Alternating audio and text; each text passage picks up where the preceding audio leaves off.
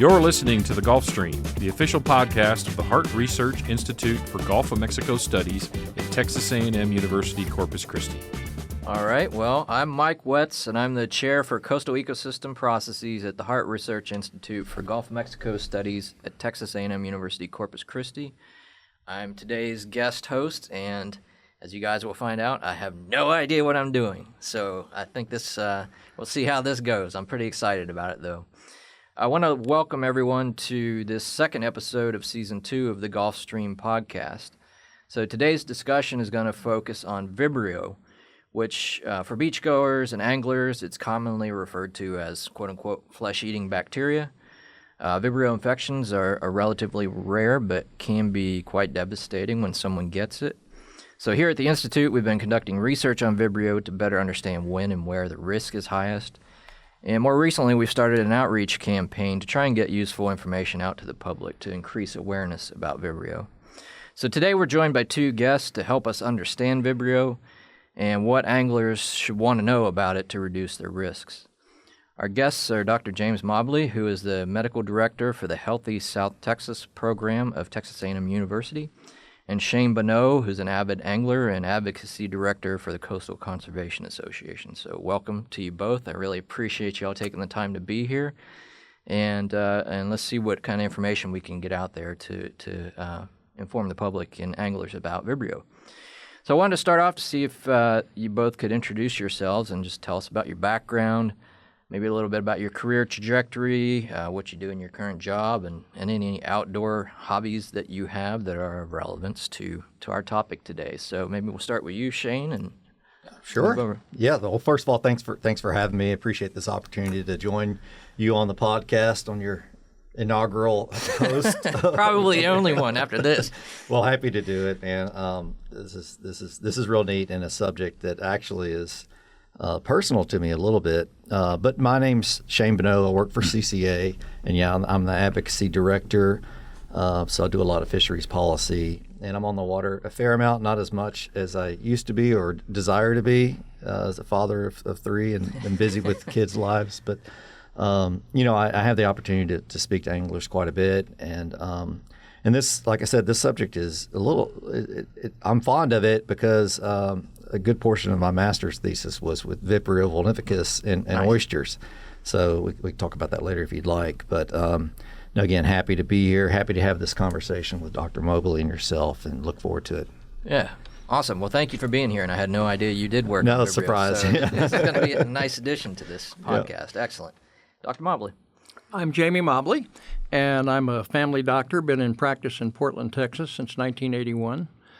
Spent 38 years in the Army, retired as a brigadier general, and currently I teach at Sam Houston State University. I teach epidemiology, and I'm the medical director for Texas A&M Healthy South Texas, and also the health authority for San Patricio County.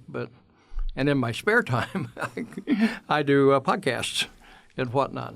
Okay, wonderful. Well, thank you for being here as well. And so we first met actually probably 5 or 6 years ago, sort of in passing. We were, the Coastal Bend Bays Foundation had a seminar, a series about, or that particular episode was about Vibrio, and I remember meeting you talking, I was talking about some work we were doing on Vibrio in the Florida Keys, and then you were talking about some of the great work that you had done locally with epidemiology and around other issues related to Vibrio. So I'm happy we've had a chance to reconnect and take this somewhere. Yes. So, well, let's start with you. So I wanted to first ask, we have different types of bacteria in our beaches and in our coastal waters that can cause issues for people. So I was wondering if you might be able to just briefly clarify for the audience what the difference is between Vibrio and then just fecal bacteria that the state typically would monitor for. Yeah, we monitor a lot of things, and one of the most common is E. coli. That's the common bacteria that's in the colon, everybody's. And so we monitor that amount to look at the possible contamination and runoff. It's really interesting because people assume that's human E. coli, but any animal has E. coli, any mammal. So we're actually tracking wildlife and all kind of things in addition. But if the rate gets high enough, then we have to caution people about swimming and things like that. Vibrio is a little different because it's there all the time, and basically people are exposed all the time. But the Vibrio fulnificus, that's the one that we're all aware of, is really interesting in a number of ways. Number one, with the rapidity with which it attacks. I've seen people literally, cut themselves, and 2 days later, I've got them in the ICU literally trying to save their life. It goes that fast, and it destroys tissue that fast, and it spreads to organs also. I've seen people go on dialysis in less than 24 hours because the Vibrio got there. And we actually see a lot from oysters, interestingly. When folks will do the jet skis, and they'll get over to Rockport and hop out with no shoes on and step on the oyster shells and fall and cut to the bone, and then they fall to their knees and hands and cut them so we literally have slices everywhere, and we have to put them back together. So it's quite a challenge. But Vibrio is always there, and there's probably a lot more cases than we know. Ones that we actually make it to the hospital, get cultured out. That's what gets reported to the state. If it's ones that we go, that could be Vibrio, we'll get you on some antibiotic, let me know if you don't get better, those don't ever make it. So I would bet there's at least 10 times more Vibrio infections than what we have reported. Okay. So we'll get more into Vibrio in just a minute, but the fecal bacteria, the E. coli, that's sort of an episodic situation, especially when you get fecal matter coming into the water following rains, or if you have a lot of animals around. Exactly. And probably the worst situation you're going to end up with is you might be sick to your stomach or something like that. Yeah, that causes diarrhea and stomach flu, basically. Right. And for little ones, they can get dehydrated, and that's what we see in the summertime is dehydration in the little ones from that. Okay. But nothing like Vibrio. Yeah, so Vibrio, which is... I know, I keep coming back to that. And that's where we're the going. Topic. Yes, more serious problems with Vibrio.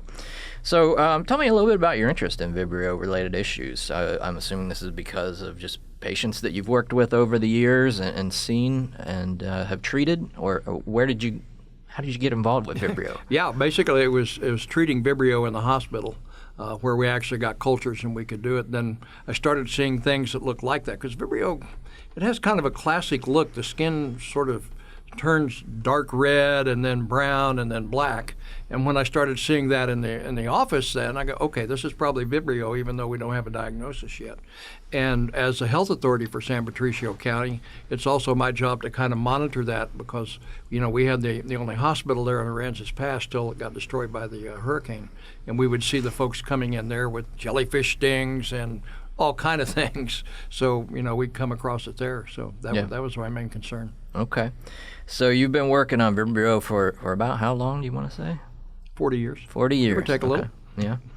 And so it sounds like Vibrio, you get a patient, they come in, and it seems to be that it has generally a very distinct, it stands out from a clinical standpoint, right? We call it high index of suspicion. Okay. I'm not sure it's Vibrio, but boy, if I miss it, it's catastrophic. Right. So the key is you don't wait till you got the diagnosis. You get people on treatment right away. Right. And would you say this is this a common approach for most medical doctors that live in the coastal region? Do they generally just go right to let's get people on antibiotics and start treating, or is there still a lack of awareness amongst physicians? I think it's pretty common, especially those of us that work the emergency room. They did an interesting study about 20 years ago. They started looking at doctors who got sued for antibiotics in an emergency room. There were none for giving them. They were all for not giving antibiotics. Wow. So we kind of learned from that. So, yeah. Yeah, and in this case, one of the problems is guys being guys. They'll go, oh, that's a little cut. I'm not worried about that, And then the next day is their arms hanging there by a thread. So one of the real messages to get out is, if you've got any kind of lesion or cut or anything like that that's showing the least sign of infection, really it's important to contact somebody right away and let them know you were in salt water, especially if we've got an algae bloom. So. Okay. So I think But that's your thing. yeah. I think that's important. And one thing I want to keep emphasizing here are these take-home messages, and your first take-home message really is Don't wait. don't wait. If you have a cut, if you've been in salt water, and you even have any suspicion that something's going on there, go to the doctor and have it looked at. Yes. Okay, excellent. So we're gonna make that point again later too. All right. So you both have worked with Vibrio. Dr. Mobley, you've talked about the wound infection. Shane, you worked on Vibrio in oysters, right? Yes. So yes. what's up with Vibrio and oysters? Well, my work specifically was for my master's was we were working to try to depurate the oysters and in essence clean them by providing them with probiotics that would outcompete the vulnivicus so that it could be applied potentially down the line for food applications. You bring in oysters from unhealthy waters, feed them probiotics, it outcompetes the Vibrio in the tissue, and then the oysters are safer to eat. But the experience itself just exposed me to some of the pathology that Dr. Mobley described and the issues and concerns about Vibrio, because from a human health standpoint, it's a significant concern. You break down the word just itself, vulnivicus is Latin for wounding. So when people hear that, they should be alarmed that this is a serious issue. And as he mentioned, as soon as you get the first sign of potential infection or something happen, you need to call a health professional immediately. Okay.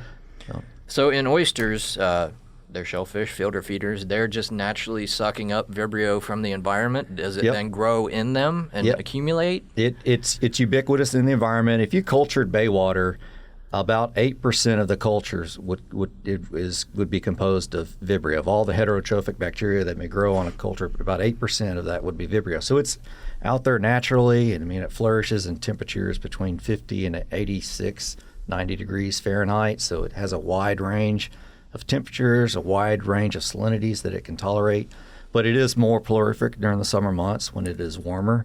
And as filter feeders, oysters do bioaccumulate not just Vibrio, but all sorts of other bacteria, E. coli and all these other things that we've mentioned. So from a human health standpoint, it's important that the state monitors fecal coliforms.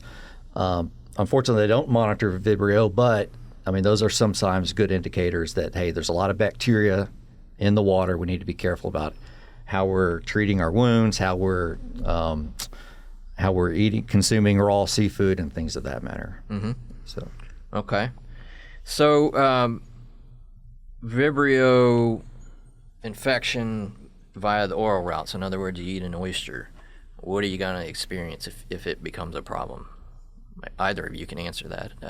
Well, I'll let the doctor clarify the specific ones, but typically, it'll probably start out with you think you have an upset stomach, but it can quickly expand from there. Nausea, fever, chills, those sorts of symptoms, but it can quickly get into your bloodstream and your organs. Yeah, the first signs would be gastroenteritis, upset stomach, and especially diarrhea.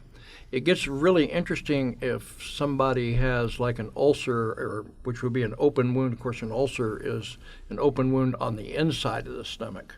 And especially if they're on antacids or something that neutralizes the acid in the stomach, there's lots of medicines out there that do that, then normally the stomach acid would have killed the Vibrio, but it's not there and there's an open wound. So instead of getting it on your arm, you can actually have it on internal organs. Mm-hmm. And of course, we also see rapid spread to internal organs anyway. So if folks are on medicines that suppress stomach acid and they're eating, I don't know how you can tell if there's Vibrio. I guess I check to make sure there's no Vibrio left in the oysters after the probiotics and all that. Well, yeah, pretty safe. And I don't think that's an I love applied. Oysters, so I'm good. No, that is not an applied methodology to this day.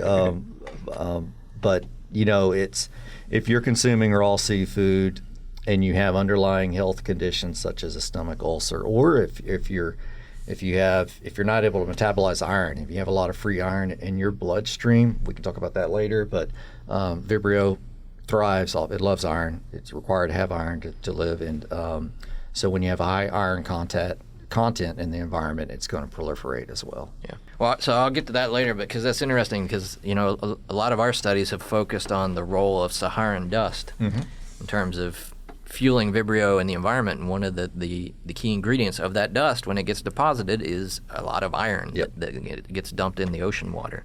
So that's really interesting, that connection with iron. So circling back to just the sort of the medical aspects of Vibrio in terms of infections, whether we're talking about the oral route or the skin route, or is it certain populations that are more prone to it? Anybody can, especially if they've got a wound or anything like that. But obviously, folks that are immunosuppressed, the elderly, the very young, folks have been recently ill, that makes you more vulnerable at the time. Mm-hmm.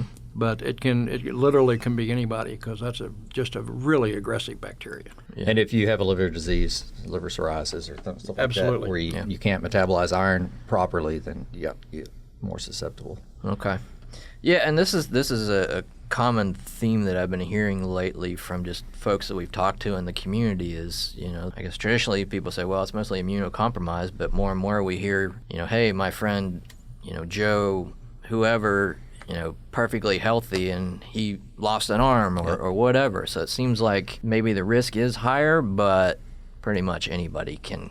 It's absolutely can do anybody. Okay. All right. Well, that's interesting to know and good to know, I think, for the community as well. Young, healthy guys who think nothing can happen to them. And absolutely. Yeah. My soldiers.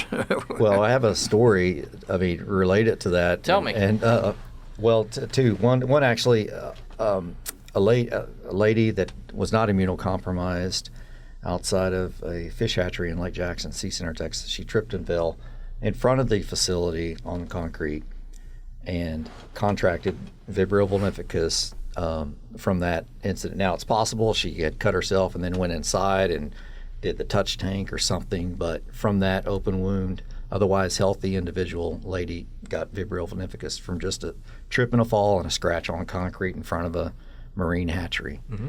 And then my personal experience, was worried I had Vibrio. I went fishing in the Chandeliers, and it was extremely hot, middle of July, warm water temperatures, backwaters that weren't moving a whole lot, and a lot of deer flies. And so we're getting bit and open wounds. I was probably, generally speaking, one of the more healthy individuals on that trip, and it was the one to come back with what I thought or was worried was going to be a Vibrio infection, but I think ultimately it was a staph issue. Okay. But it was from a wound on my chest, from a deer fly, and when I got home, it was hot and raised and quickly expanded. Oof. And went to the my health professional and got on antibiotics right away. And after 2 days, I was okay, but I was monitoring it closely to look for some of those other signs and symptoms, like from the turning of the coloring from red to brown to black. And fortunately that never happened, but it scared the bejesus out of me, because knowing what I knew, I was worried, because once you contract it, it's very difficult to treat. Yeah. So yeah, that is scary. The other thing is you can get mixed wounds. You can have the staph in there and strep and Vibrio all mixed together. Yes. So it can be very messy. So yeah, that's interesting. Do you change up your treatments depending on what type of bacteria you think they have, or you just go all in on a cocktail of antibiotics? Depends on the severity.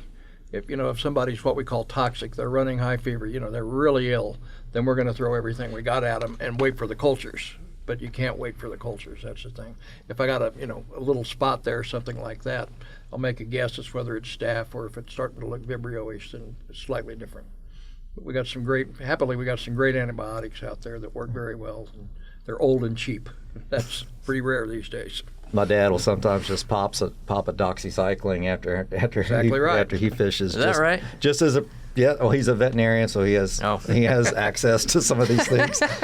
But yeah, just if he has an open wound and goes fishing, he goes ahead and takes one just in case. Yeah. Okay, so we touched on the infection route, and Shane, you mentioned you were worried that you got it just from an insect bite. Mm-hmm. So that's a pretty minimal, puncture there. Yeah. So, Dr. Mobley, that's pretty common, I guess. You can get it from any range of different types of punctures or wounds. Is that correct? Our skin is really amazing. We have this basement membrane that we're basically sealed in, and the world is sealed out until something pokes a hole in it. And then, anything can get in there. So, yeah, it doesn't take much of a puncture at all. Yeah. You need the puncture, and then you need an exposure after that, either because you already have been out and sweating and all kind of things, or handling fish and all and stuff is already on your skin, or you reach into something like a petting pool or something like that and get the exposure. So that's the two things that are necessary. Right. And then if you're immunosuppressed or just had the flu or all these other things, where normally your body would get after that, and that's why I think there's probably at least 10 cases of Vibrio for everyone we actually diagnose. Is probably more like 100. But if your body doesn't fight it off, that's when we get involved. But probably a lot of people just clean it up, and before it can really progress to anything, it's already gone. Yeah, that's amazing. So yeah, anecdotally, maybe not anecdotally. I mean, from people I've talked to, I've heard that the pathway to infection is ranged from anything from a mosquito bite up to cutting yourself on an oyster reef and waiting around out there, to fish hooks. There's all different kinds of ways that you puncture the body, and then you're in trouble there. So so I think that's another important message, which is that it doesn't really matter what size of skin puncture you have, you can potentially be exposed, and so it's just a matter of paying attention to yourself. Yeah. Guys, if you never even get out of the boat, I mean, that's one of the stories that I had heard. A gentleman that contracted several years ago, I think it was a Galveston, but never even stepped foot out of the boat, but did have a pinfish or a fish just barely puncture his hand, and that was all that it took for the exposure, and in the ER the next day. Yeah. And of course, fish hooks are a special problem because they'll leave material behind. The biggest fish hook I ever took out was 12 inches long and 6 inches in the bend. It was a commercial fisherman on a line, and the hand that was feeding out the line, it caught his arm. Oof. And they already had 3 miles of line out that they were not going to cut. No. So they took the hook off, and he sat in the back while they spent a day and a half pulling the line back in, and then we got him in the emergency room about 3 days later with the hook still inside. Wow. And we got him on antibiotics, and he did fine. Those guys are tough. 3 days with maybe a hook all in the your beer, body? I don't know, but they are really tough. They are tough, no doubt. Dang. All right. Well, so we touched on a little bit about how you get the Vibrio from oysters or from skin cuts. Talked about who can get it, and basically anybody can get it. And it just really depends on sort of the circumstances of your body and whether you're able to fight it off or not. Shane, you mentioned a certain time of year when Vibrio infections or when Vibrio in general, or risk of Vibrio is more common. You want to elaborate on that at all? Yeah, well, that's kind of going to, I think, tie into this whole topic of iron and Saharan dust. But certainly, it prefers warmer temperatures. So, it proliferates in temps between 10 and 30 degrees Celsius. So, 50 degrees to 86, 90 degrees Fahrenheit. But as those temperatures get warmer, it's going to replicate faster, and you're going to have more of it present. But it's art. If you think about that range and the salinity range that it thrives within, I mean, that's basically everywhere along the Texas coast, almost any time of the year. Mm-hmm. There really is no it's January 15th. I don't have to worry about Vibrio today. No, I mean it's going to be there in the environment. It's going to be present. It's just it comes down to the whatever load you get, whether through ingestion or at the infection site, is probably going to determine how quickly it takes hold, if it takes hold at all. Right. I think that's a really important point. It's there year round. Your load or your risk might be a little bit higher under warmish waters or certainly salty conditions, but it's there year round. So you always got to kind of be a little on guard and paying attention to what you're doing. Yeah, and if you have a pre-existing condition or if you have a known open wound, then there's obviously some steps that you need to be taking anyways to try to minimize your risk of infection. Mm-hmm. Okay, so let's lead on that or take that a little further. Then, what are those things that you all recommend as sort of best practice for preventing infection? So you get in the water, you do have an open wound, you come out, or you get an open wound while you're in the water. What do you do? What's some preventative things that you can do to? Well, let's start with before you get in the water. If you know you have an open wound, they do have bandages now that are let's see, what would that be? Hydrophobic? Anyway, hydrophobic, yes. Rabies bandages that basically protect the wound from water, so they'll keep it dry.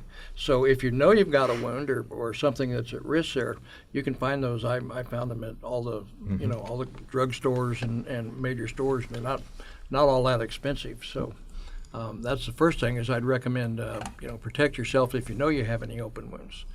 If you have a wound, or especially punctures are really dangerous because, if you have a scratch or something like that, you can clean it pretty easily.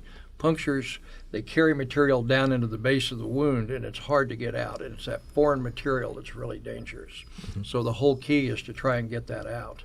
And number one, you want an antibacterial soap. Hippoc Cleanse is kind of our standard brand, but the soap and water is more important than the brand. We did an interesting study a while back to find out about about whether you want to have sterile water or not.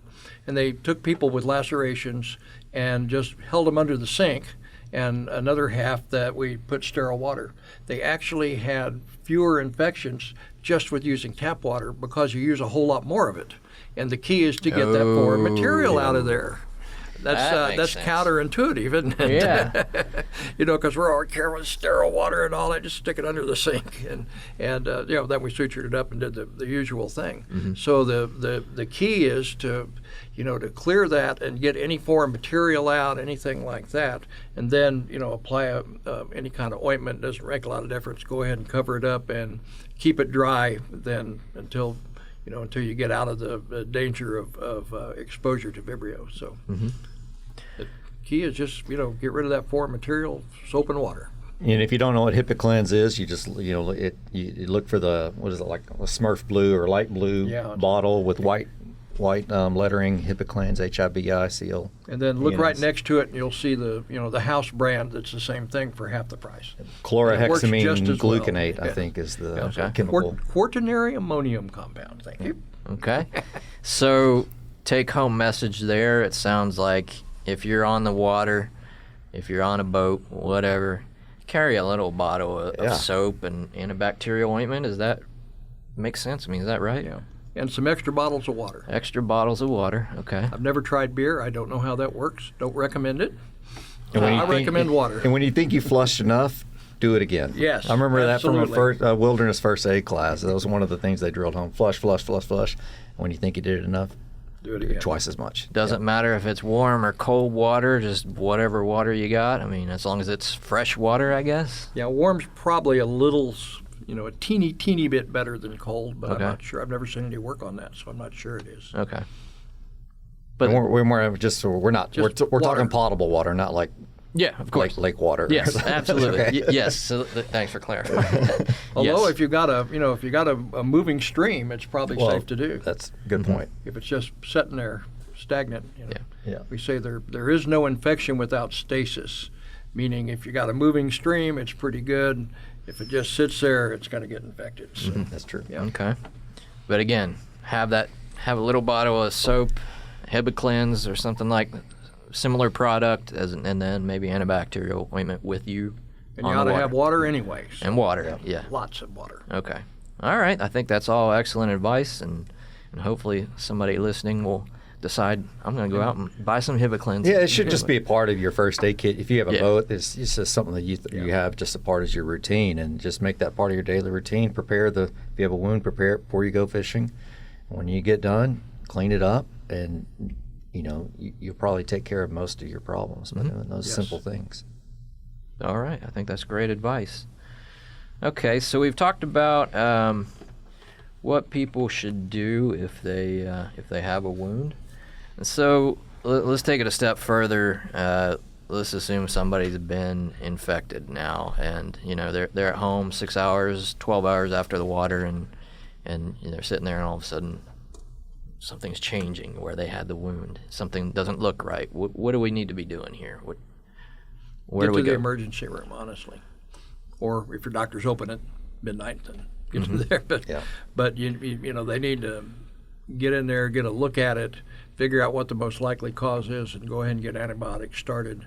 And a lot of times it's going to be either IV or injection, not just oral, depending on the apparent seriousness and how aggressive it is.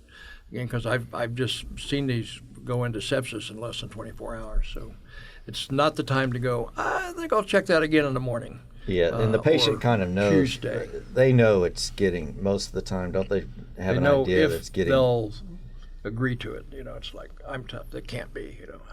We'll wait. Yeah. Guys are guys. What can I say? You know. One thing that we've done around my house is, just because I've had a history with MRSA, is, you know, if I get an infection, then draw with a little marker, I'll draw a ring around where the redness ends. And so you can kind of monitor that over time. So if that site is swelling beyond the rings that you're drawing over the wound, then you know that the infection's taken hold and you need to seek medical treatment. Mm-hmm. It's another little trick. Take a picture and see if the color's changing. Yep. And you know, when it looks like shoe leather, then it's probably time to get checked. Okay. So, take-home message, go to the ER if you suspect you have an infection that's starting. Yeah, and really don't wait. Don't wait. That's the thing. This is a really aggressive thing.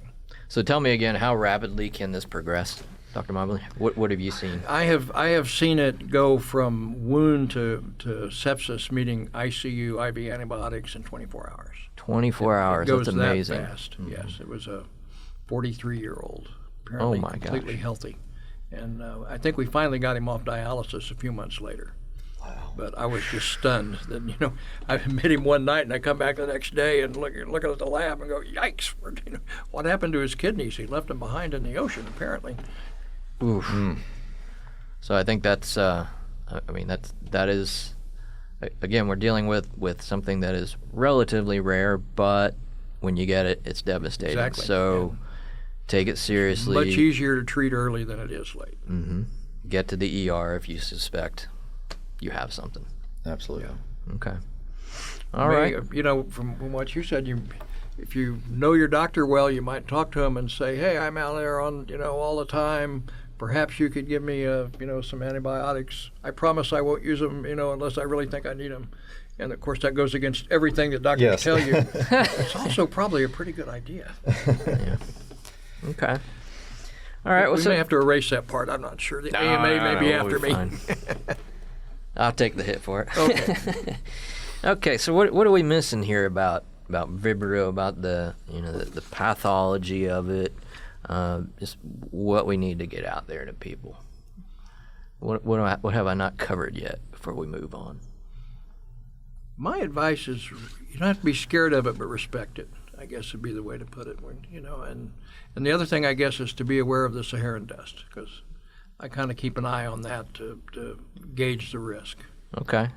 Yeah, well, thanks for the shout out, actually. I wasn't going to talk about it, but I will. So, we've done these studies now with colleagues from Georgia and Florida, and it was really interesting. We started almost 10 years ago working over in the Florida Keys because they were interested in a certain type of Vibrio that might respond and affect coral over there.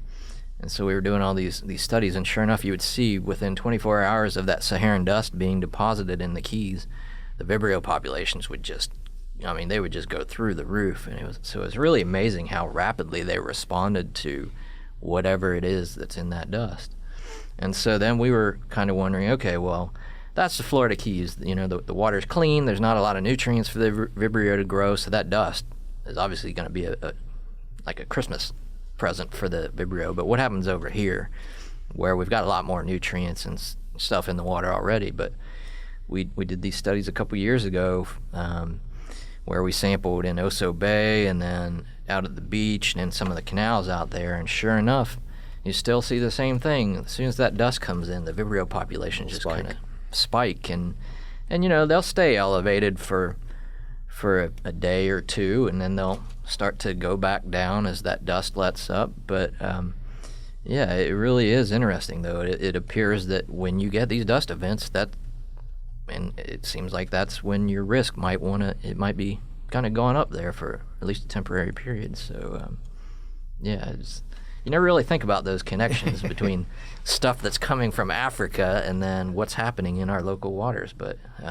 that's a good little key. It's a good little trick for people to key in on, if they're watching the news, and that's something that typically makes the news, or they see it. I mean, it's obvious sometimes when we have a thick dust cloud from the Saharan come over. It's like, okay, so your level of awareness should be raised just a little bit more because it's going to be naturally be peaking in the bay waters as a result of that. Yeah. And it's one of those things, like you said, it's on the news. I mean, they usually report, well, here comes our dust, and, expect, so hazy skies. Hurricanes are gone, but Vibrio's here. Yeah. Take your pick. But it's one of those things, too, where they can, there's some really good forecasting models for Vibrio now. Not for Vibrio, for dust. So we know several days ahead of time when we're going to have some dust coming in, and so kind of helps people to potentially plan a little bit more around these things. So. Yeah. One high risk period, speaking of hurricanes, I think we had 3 or 4 people die of Vibrio after Hurricane Harvey. And basically it was flooding up towards Houston more than here. But when we had the flooding and things like that, so people were in unusual environments, but it was still mostly seawater and had the Vibrio in there, and they were waiting around, and it wasn't easy to get care at that time. So we had a number of deaths from Vibrio at that time. So it's like everything else after a hurricane, it's just a big mess. Well, I think that's a really important point, and with so many new people moving to Texas too, you may not be familiar with, what's in your floodwaters and things like that. So I just, as an example, I remember when we moved here in 2010, we had a tropical storm within 2 months of being here, and I woke up and my trash can was floating down the street, so I waded out in there to go get it. And then I think it was Jace Tunnel, who was my neighbor at the time. He said, "Hey man, you're walking around in sewage, don't you?" And I was like, "Oh God, here we go, great." But I think it's a good point because I'd heard after what was it, Irma last year over in Florida, which was the storm that hit Naples really bad. One of their hurricanes last year, that they had quite a few people come down with Vibrio infections just from being out in the floodwaters too. So, I think it's always important to be aware of your surroundings and be aware of what's in the water you're in too. And there's water where you're not used to having water, so like in your front yard and things like that. So you wouldn't think about it compared to I'm on the beach. Of course we think about Vibrio, but that's my front yard now. It's become the beach. And it's going to have a whole lot of other stuff that it's picked up that you don't want to be wading around in if you can avoid it. Very true. So, Okay, good. Anything else that we've missed about Vibrio? Well, Shane, No. Then I'm just going to transition real quick over to the the angler side of things, and we really want to try and reach that community a little bit more, just because of all the issues I've heard with anglers that healthy, didn't think anything about it, and all of a sudden they've come down with this. So, we've heard about your experiences, and you're very much aware of Vibrio. You've obviously worked with it. You mentioned your father carries around a little antibiotic and all that, but in general, would you think that most anglers, do they know about Vibrio? Do they think about Vibrio? Do we need to do more, do less? What do we know about it? I would say we can't do enough, generally speaking, just because turnover within the angling community for one, but also it's just generally speaking, that's the last thing somebody going on a fishing trip is worried about. They're worried about is do I have my equipment gassed up? Are my rods ready? My reels? What time do I need to be there? Do I need to get bait? All these other things are going through their mind. It's not, it's warm outside. I might get a Vibrio infection from this experience. That is not, typically speaking, it's probably not going through their mind. So we need to continually drill this into people's make it a part of their program for their fishing trips. So keep drilling into the mindset. This is out there. We need to be aware of it. You should be concerned, especially if you have predisposition to it. So, just putting out education, doing things like this, social media campaigns, everything that we can do to just give them, 4 or 5 little pointers, little tips that they can employ to be a part of their normal routine, I think is going to be invaluable. I don't know how we reach everybody, but we certainly got to try to do our best. Mm-hmm. Well, one thing you mentioned about just your habit and getting on the water and just carrying a little bottle of soap and ointment with you. Yeah. I mean, it seems like if you can drill that into people, just get that in their habit, their daily habit. I'm gassing up, I'm getting my bait, and here's my little bottle of safe. We have your first aid kit. First aid kit with basic safety. It doesn't have to be on Vibrio. It's like, yep, that should be in there no matter what. Yeah. So yeah, that seems like that could just remember to take a first aid kit. Well, that's a good point. Yeah. So just getting this, getting that in people's routine and have them carry that stuff around with them, and seems like that's half the battle at least. Yeah, and I think we see heightened awareness typically around when a case is made public, and hopefully it doesn't. We get to the point where that's not required, right, for everybody to be aware that this is a serious concern. Mm-hmm. But I know that at least on social media, you'll see these cases pop up, and people start asking questions and they don't know about it, and so that sometimes those could be good opportunities to release information as well. But hopefully we get to the point where that's not required. Yeah.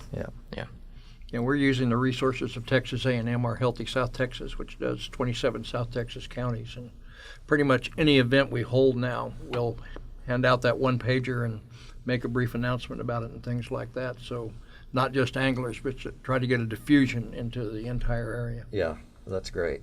Yeah. Yeah, for sure. And we're certainly looking forward to working with you all more on that. Excellent. Trying to get some more information out there. Yeah, so, this is a topic where I think when I first started thinking about, okay, how can we get more information out there, I was always a little bit worried about, sounding too alarmist or, deterring people from enjoying the water. So, what are some good ways that we can get the information out there to beachgoers and anglers without scaring people, so to speak? I mean, that's certainly something we don't want to do, but got any thoughts on that? Well, I think signage, pamphlets, there's all sorts of ways that you can communicate it, and it's how you communicate it that is going to scare or not scare people. But people shouldn't be afraid to touch the subject at all or talk about it, have conversations about it like we are here. But I think you have to try to reach all media types to get out to folks. To me, it's building it into the routine. So you're not thinking about Vibrio. You're thinking, okay, as part of my checklist, first aid kit, has it been checked recently to make sure that all the stuff's in there and the kids haven't pulled it out, and things like that. We put a little tab, on crash carts and all. We just have one of those little tabs you can get off easily. But if it's been removed, go check it, make sure everything's still there. So just things like that, so it becomes sort of second nature and routine, and not, I got to think about Vibrio, but you got the first aid kit there. You get a wound, you need to clean it no matter what it is, and there's plenty of stuff out there besides Vibrio. So you just build it into your your normal habits. I think that's a really essential message, is just building this into people's habits, carrying the hygiene products with you so you can wash your wounds or whatever you need to do, and then just enjoy the rest of your time on the water and do that. Exactly. Yeah. Okay. Shane, I'm going to leave you with the final question here. So anglers, we talked about, anglers getting potentially infected from hooks or stepping on an oyster reef or anything like that. Are there any other? Is there any other tools or any other recommendations that you can put forth for anglers for kind of minimizing risk, so to speak?